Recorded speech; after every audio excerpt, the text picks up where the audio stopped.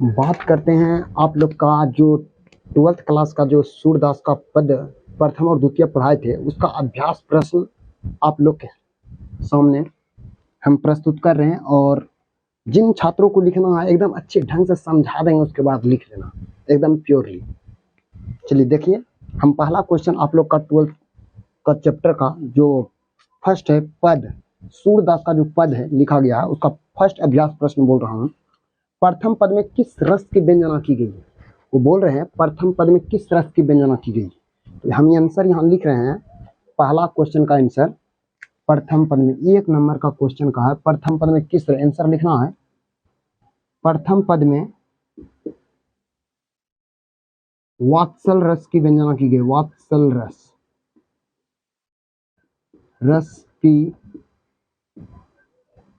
व्यंजना की गई है। प्रथम पद में वात्सल रस की व्यंजना की गई है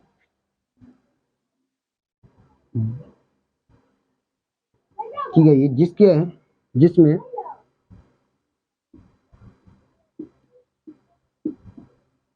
कवि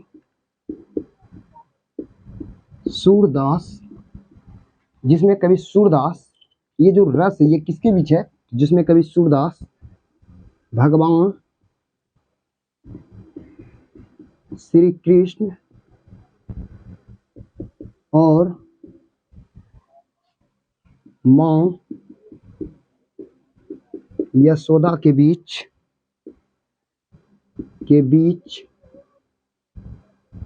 इस रस का प्रयोग किया गया है, जिसे वात्सल रस भी कहा जाता है। वात्सल रस भी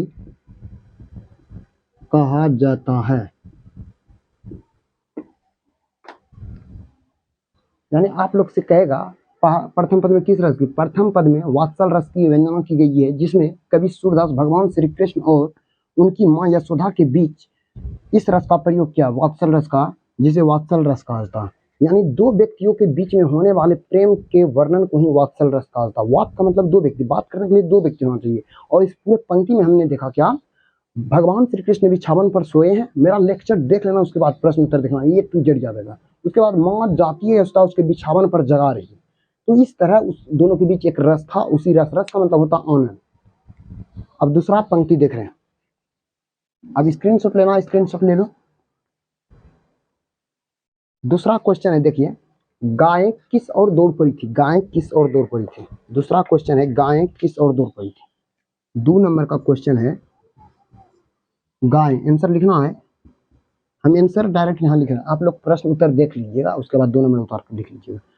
गायें सुबह होने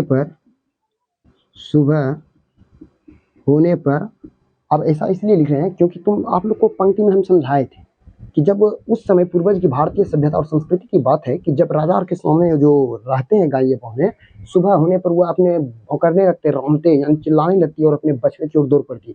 हर एक माँ को अपने बच्चे को पहचान रहता है, इसलिए वो दौड़ेगी, अपने बच्चे के पास जाती। इसलिए रंभा कर उससे पता चलता सुबह हो गई थी, इसलिए लेक्चर में मैंने ये समझाया था और वही लिखा है। गाय सुबह होने पर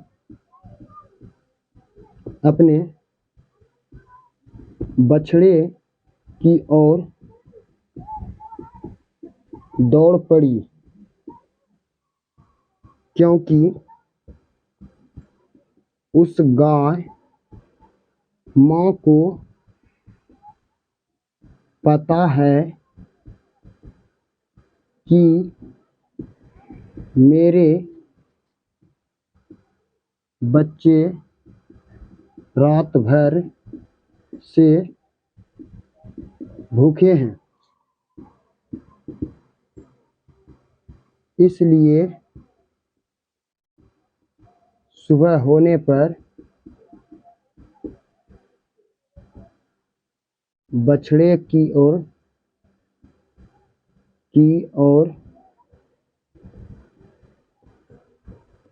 दौड़ पड़ती है।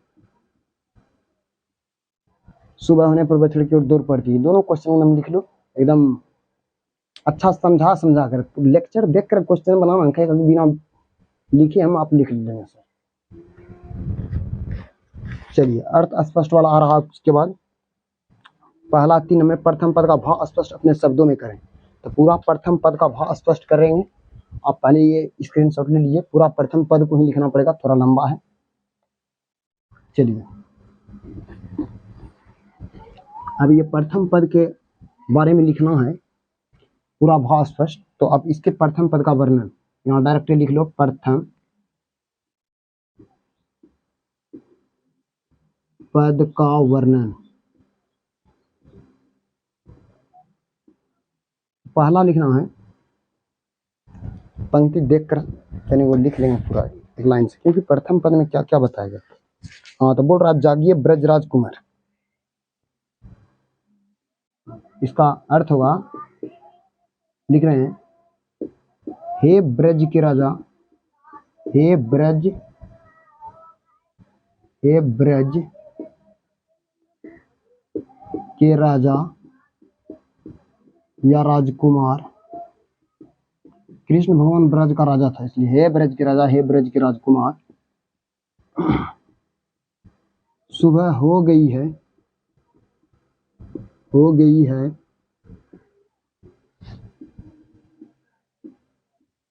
जितने भी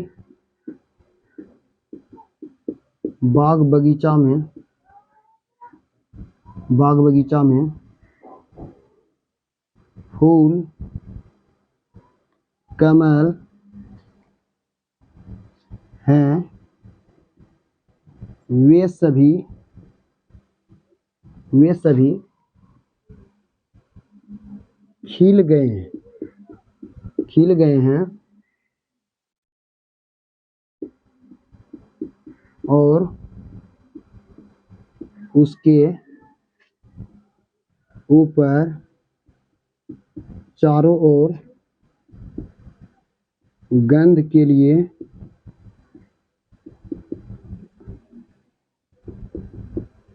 भौनरा, भौनरा, भौनरा, भौनरा जो कीट होता है वो भौनरा मंडरा रहे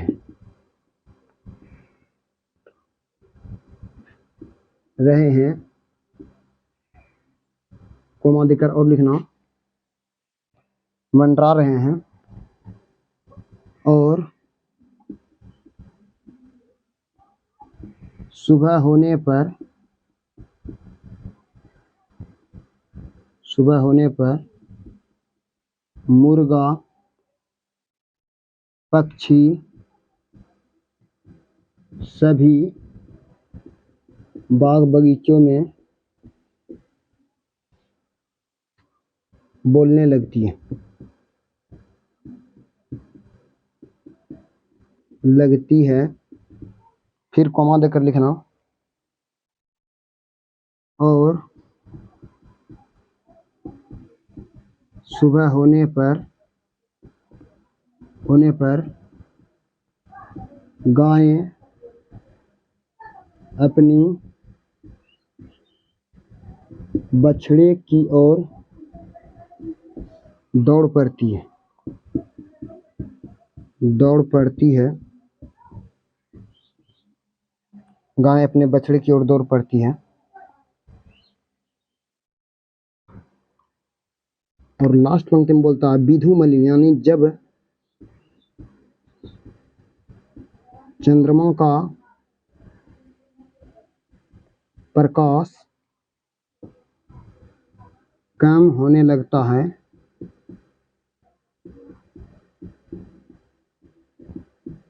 तो रवि प्रकाश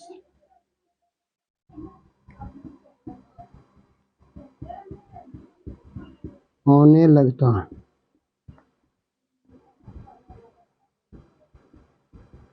जिससे पता चलता है कि सुबह हो गई है, पता चलता है कि सुबह हो गए हैं। और लास्ट में लिखती हैं, हे कमल रूपी हाथ में धारण करने वाले कृष्ण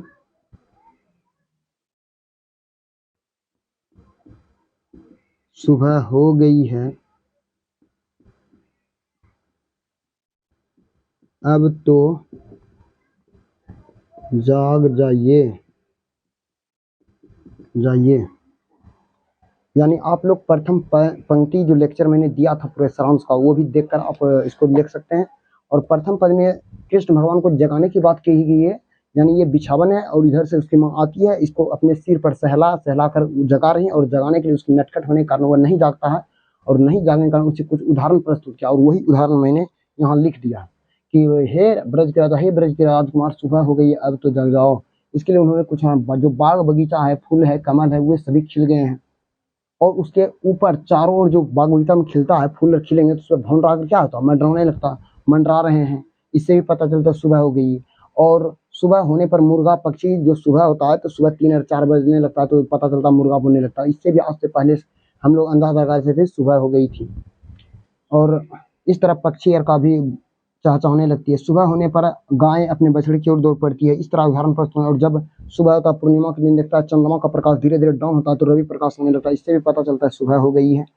और लास्ट में जिससे पता चलता है सुबह हो गई, और कम हे कमल रूपी धारण करने वाले सूर्य के श्याम, सुबह हुई, अब तो जाग जाइए। इस तरह पूरा प्रथम पद का आभास स्पष्ट। ये जब भी पूछा जाएगा आप लोग से 5 नंबर में पूछेगा, इसलिए जरूर ये एक बार पूरा वीडियो को देखें और शेयर करें, और इसको एक बार याद कर लें। अगर वीडियो देखें तो याद करने की आवश्यकता नहीं, एक बार समझना है, क्योंकि आप लोग सीनियर हो, जूनियर नहीं। सीनियर आदमी समझता है। चलिए अब अगला क्वेश्चन लेते हैं, एक स्क्रीनशॉट ले लीजिए। हो गया स्क्रीनशॉट, आगे मिटा रहे हैं।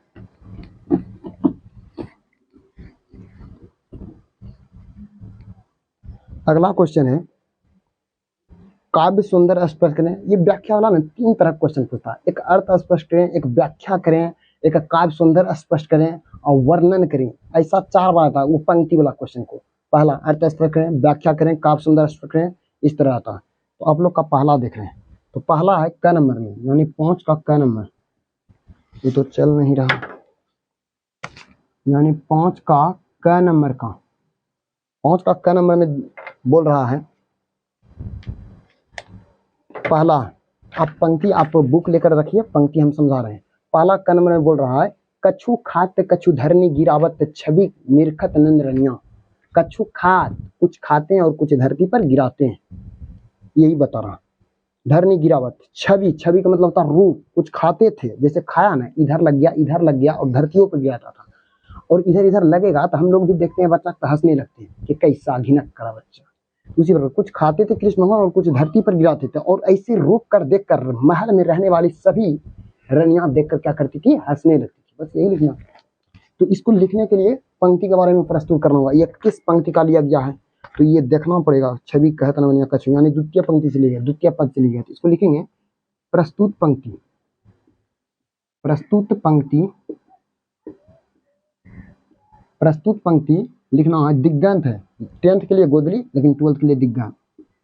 इन्वर्टेड कॉमा स्टार्ट, दिग्गंत भाग 2, द्वितीय पद शीर्षक से लिया गया है, जिसके लेखक सूरदास हैं, जिसके लेखक सूरदास हैं। इनका जन्म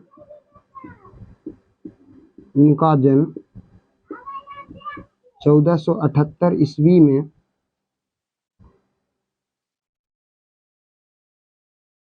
दिल्ली के सिही नामक में हुआ था।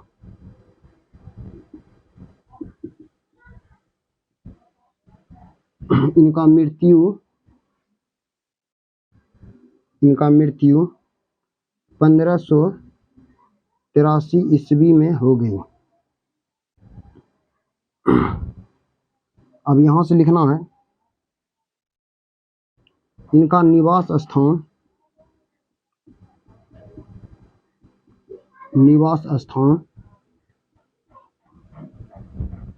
ब्रजभूमि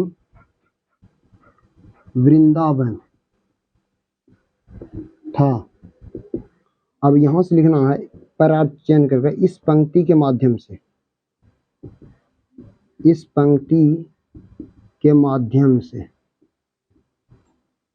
अब यहाँ से लिखना है व्याख्या। देखिए पंक्ति वाला 5 नंबर में क्वेश्चन पूछता है। अगर ये आप थ्योरी लिखेंगे लेखक परिचय तो आपको 2.5 नंबर मिलेगा। अब यहाँ से जो क्वेश्चन है ना वो क्वेश्चन व्याख्या करेंगे तब हमको 2.5 नंबर मिलेगा, तब ना 5 नंबर। इसलिए अब यहाँ से व्याख्या लिखना है। कुछ खाते हैं कुछ धरती पर गया थे कछु। इसका मतलब हुआ यहाँ पर कुछ खाते थे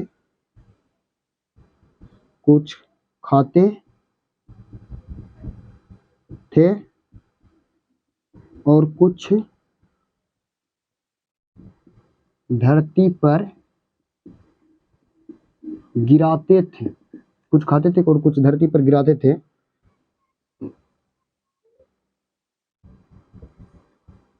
खाने समय मुख पर इधर उधर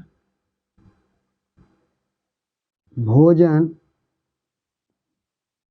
लग जाता था।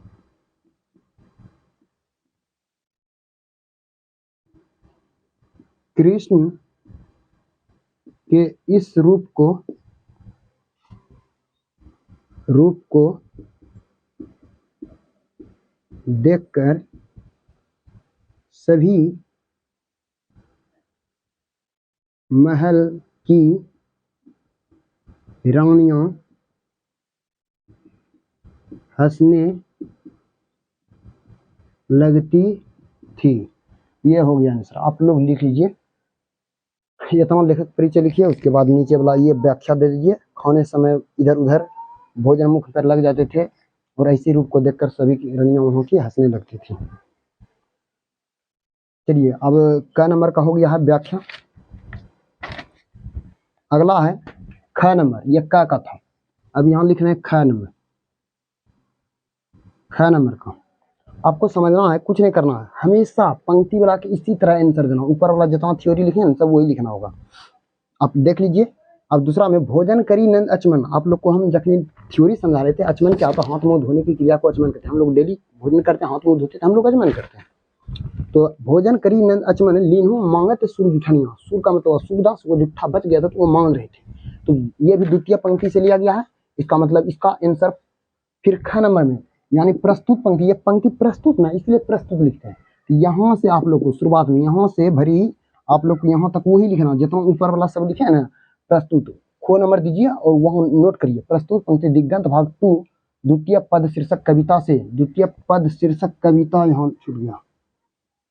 कविता से लिया गया है जिसके लेखक सूरदास हैं। इनका जन्म 1478 ईस्वी दिल्ली में सी नामक स्थान में हुआ था। मृत्यु 1583 ईस्वी। इनका निवास स्थान ब्रजभूमि वृंदावन था। इस पंक्ति के माध्यम से कहना चाहता है कि यहाँ छूट गया है और भी लिख लो। कहना चाहता है कि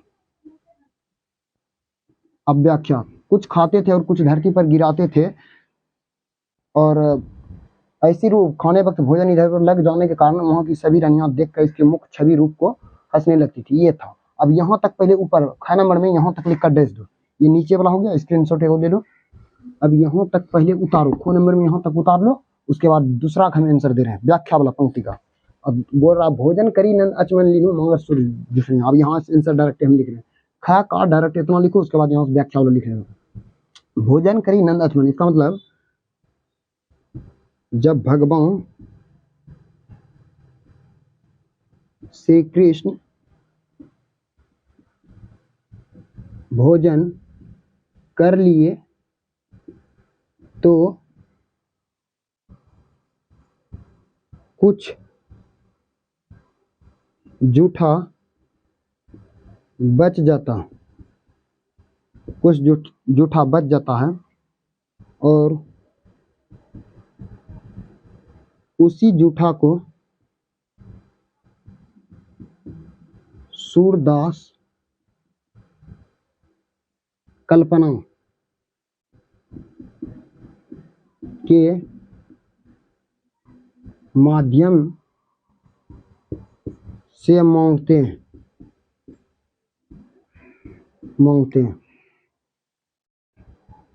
हाँ, आचमन कर लिया, हाथ मुंह धो लिया, वही हुआ। जब भगवान श्री कृष्ण भोजन कर लिए थे, हाथ मुंह धो लिए, यहाँ भी लिख सकता है ब्रैकेट में, हाथ मुख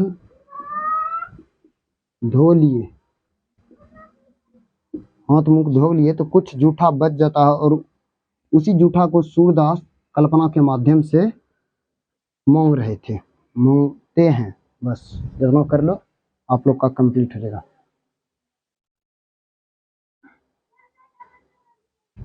चलिए, ये भी द्वितीय पद से था। अब यहाँ अब ग नंबर में भी यही है। अब ग नंबर कीजिए, फिर यहाँ से यहाँ तक एक स्क्रीनशॉट पे लीजिए, यहाँ तक फिर लिखना, कहना चाहता तक लिखिए, और ग नंबर आपकी बात दीजिए। ग नंबर का व्याख्या आप लोग का पूरा हो जाएगा आज, पूरा कंप्लीट इसका क्वेश्चन आंसर, फिर ऑब्जेक्टिव बता देंगे। चलिए आगे स्टार्ट करते हैं। अब यहाँ से ग नंबर का है, ये हो गया पहला। दूसरा, अब ग नंबर के बोल रहा है, ग नंबर का देखिए पंक्ति बोल रहा है, आप समझिए। आपुन खाक, आपुन का मतलब होता है अपनों खाते हैं, नंदमुख, नंद का मतलब उसका पिता, जो कृष्ण का पिता। आपुन खाक नंदमुख नावत, क्योंकि गोद में बैठा था, वो पिता ऊपर था, ऊपर का खिलाता। आपुन खाक नंदमुख नावत छवि, और ऐसी छवि को देखकर सूरदास के पास कहने के लिए कोई शब्द नहीं आता। लिखना है, भगवान श्री कृष्ण अपनों खाते थे और अपने पिता को भी खिलाते थे। ऐसी रूप को देखकर सूरदास के पास कोई कुछ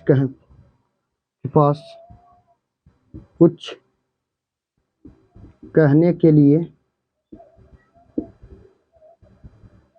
शब्द नहीं बचे। जैसे अच्छा, उससे भी बेहतर, बेहतर से आप क्या बोलें, वही शब्द नहीं बचा। इस तरह लिख लीजिए, आपका तीनों व्याख्या वाला हो गया है, और लास्ट है तब एक स्क्रीनशॉट ले लीजिए। चलिए हो गया, इस तरह व्याख्या वाला पूरा कंप्लीट है, और लास्ट क्वेश्चन 4 नंबर का बच रहा है, और 4 नंबर अब पंक्ति वाला हो गया, व्याख्या वाला खत्म। ये भी द्वितीय पद से था, इसलिए ये लिखे। चलिए अब दूसरा 6 नंबर का क्वेश्चन बोल रहा है, कृष्ण खाते समय क्या क्या करते हैं। जब वो खा रहा था तो कुछ धरती पर गिरा रहा था, इधर उधर लग रहा था, जिसके कारण उसकी छवि रूप को देखकर वहां की सभी महिला हंस रहे थे। वो और वे भी बोलते थे कि हम खाएंगे, मेरी धरती माँ भूखे रहेंगे। वो अनेक प्रकार की लीलाएं करती थी, बड़ा नटखट बालक था, मनमोहक था। इसलिए आंसर लिखना है 6 नंबर का, आंसर ये लिखना है हम डायरेक्ट। आप लोग लिख लीजिए, कृष्ण खाते समय अनेक प्रकार की लीला करते हैं। वह खाते थे और धरती पर भी गिराते थे। ऐसी रूप को देखकर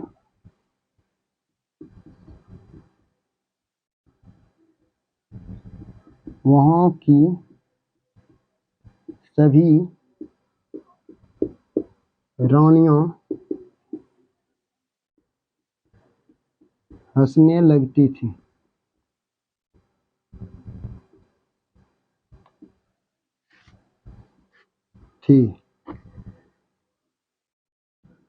वह खाते थे और कहते थे कि हम खाएंगे और मेरी धरती माँ भूखे रहेंगे। इस तरह आप लोग का जो है 6 गो क्वेश्चन था, अभ्यास प्रश्न मैंने पूरा कर दिया। अब सिर्फ इसका ऑब्जेक्टिव बचा है, ऑब्जेक्टिव हम बता देंगे। जो मतलब प्रीवियस ईयर में पूछा गया वही क्वेश्चन ऐड करेंगे। और आपको अगर वीडियो अच्छा लगा तो आप कमेंट में ज़रूर लिखें। धन्यवाद।